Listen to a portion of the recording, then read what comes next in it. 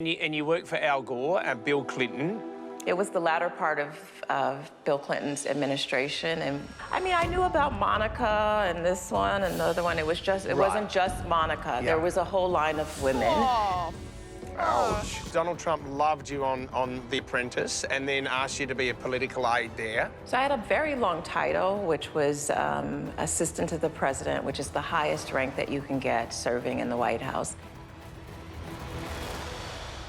And boy, did she blow it. Did you get sacked? All of the people that worked at the White House are all working on my campaign. I know every little secret story behind everything, why she was kicked out. Dude. She went into a secure area, top secret, tough, and you get checked for recording devices. You can bring nothing in there. And she snuck something in and recorded stuff. That was kind of the final straw. Omarosa, were you talking to President Trump every day? Unfortunately, yes. They kicked her ass out. Really? Yeah, big time. Oh, yeah. Yeah. What were some of his quirks? Because there's a lot of people that said that he wouldn't even listen to you as you were talking to him. Well, Donald was used to running his own company, so he had a very small group of people around him. And I was one of the few who had known Donald Trump for 15 years prior to him becoming president. So in the early days, he wanted the familiar faces around him. You know, unfortunately, I can't advise you on defense, but he didn't care. He would call me into the Oval Office and ask me about Veterans Affairs, or he would ask me about what was going on in the Pentagon. And every day I would go in and say, Mr. President, should we call your Secretary of Defense, or should we call the Secretary of State? And he'd be like, no, just tell me, what do you think? Wow. And so I found myself advising Donald Trump on things that I had no business advising him on. Ooh, girl. And what was one of the most extreme moments? Donald had just decided to bomb Syria. Oh, that's a big one.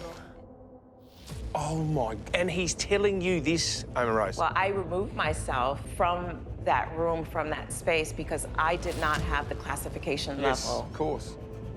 And so I bounced. I said, Donald, I'm out. You need to really talk to your advisors.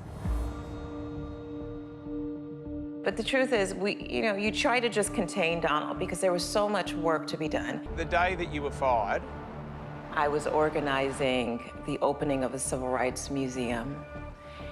It didn't go so well because he was fascinated with looking at the KKK garb. What?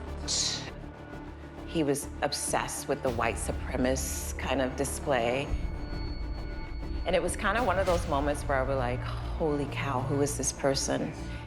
He is not the person that I met back in New York in Trump Tower in 2003. This was a different person that I was talking with. I remember you told a story of how he would get excited if there was a celebrity coming to the White House. So you'd often tell him, hey, well, Kanye came to his office, or yes. Kim's coming. And then he would remain focused like he was getting a gift.